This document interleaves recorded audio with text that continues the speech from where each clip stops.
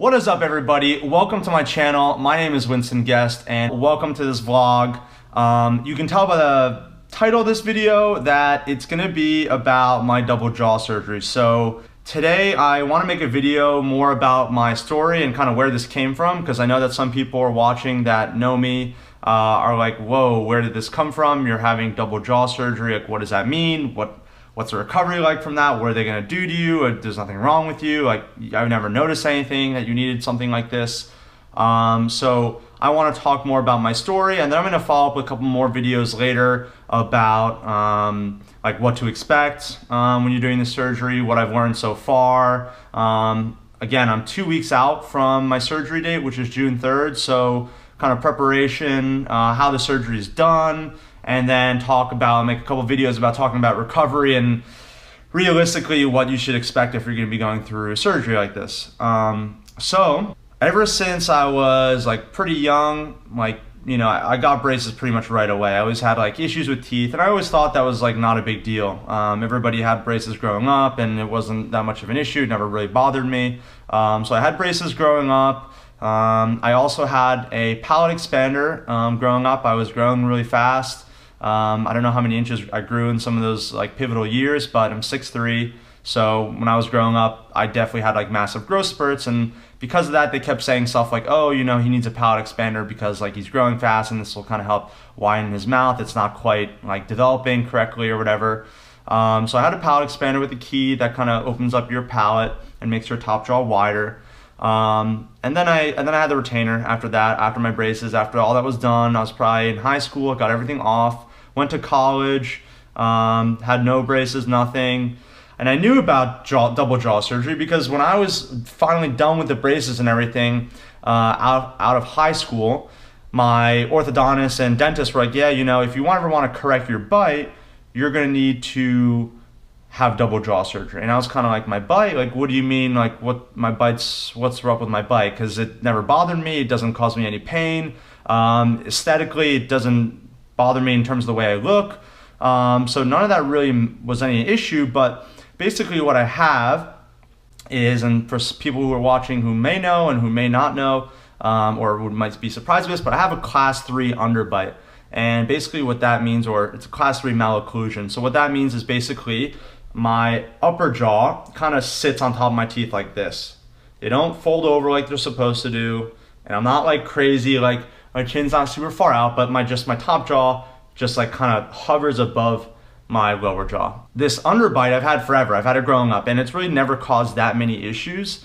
And what I mean by that is, like, again, I've never had any pain. I don't have clicking in my jaw, nothing like that. But what it does mean is, because my teeth are like this, food can kind of go between my teeth, right? They're just hovering above each other. So I can't saw through something. So let's say I'm eating a burger and a piece of like onion is in there. I'll bite it and like it just pinches the food and pulls it out. So I end up having to use my hands. I learned how to use my tongue, to try and like, put force against my top teeth to saw out the food and cut it.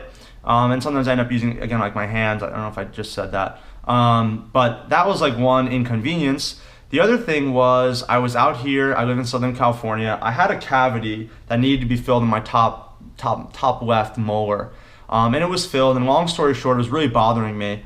And it kept bothering me, and I ended up learning that the dentist who I did this cavity filling with didn't do a good job, and it was not a clean filling. But what did happen was, because of that filling she did, it kind of was like offsetting my bite. Like, say the filling was like poking out a little bit, and it was really hurting me. And I was like, this really doesn't happen to normal people. Like, why is this happening to me? And with my bite in particular, because my front teeth don't touch, the only teeth that do touch are my molars in the back. So those teeth are doing all the work when I chew. And they have been ever since I've been alive. And because of that, all the work is done on the back teeth, and they're flattening out. They're being kind of ground down a little bit. They're flattening and they're fracturing. I had one tooth already kind of slightly fractured, that needed to be fixed. And that's kind of the main problem with my bite. And having a class 3 underbite is, one, it's hard to eat food. It's not quite like normal how it should be with cutting food. And then two, again, my back teeth, like small cavities or fillings that are a little bit off or not quite fitting to my how my bite is currently, it can like put more pressure on a specific tooth and hurt me. And again, my oral health in terms of oral hygiene on my molars, it's going to be an issue long term. They were going to become more brittle as they get older. They're going to start cracking and they're going to start fracturing. So I knew this was kind of the story when I was 18. I decided not to do it when I was in college because I didn't want to go to school with braces. I also didn't think it was that big of a deal. But again, when I moved here at 23 in Southern California, I had that cavity issue and this kind of all resurfaced. And I was like, you know what, maybe I do need this procedure. So again, I can talk about this for hours. I kind of just wanted to give my little story and kind of how this all began and why I'm doing double jaw surgery. It wasn't like I woke up and was like, all right, let's do it. Like, I want double jaw surgery because, like, you know, I don't think my face looks right, or, you know, this like is annoying me how I eat. Because it's annoying, but it's like not that big of a deal. It's more like oral health and long-term health for my teeth. So basically, I'll talk about this more later in another video, but that's how it all started. I started this in January 2018. And what that means is, by starting this, is you start the journey of going through the process of getting jaw surgery. So about 75% of the work is done by the orthodontist, probably. They're like the bricklayers. Almost all, like, they do a ton of work with the braces. They have to align your teeth, straighten them. I already had pretty straight teeth, so it wasn't that big of an issue, but small tweaks, like, oh, like your canines are angled like too far in, they need to come out a little bit more, or your front teeth need to come out, or like things need to get readjusted. We can kind of move molars, stuff like that. So this is what my bite looks like right now. And see, this is what an underbite is like. You can see all of these teeth that just don't touch here. So that's my bite. And I've had the braces now since January 2018, which would be like 16 months by now. Yeah, it's like, yeah, about 16 months.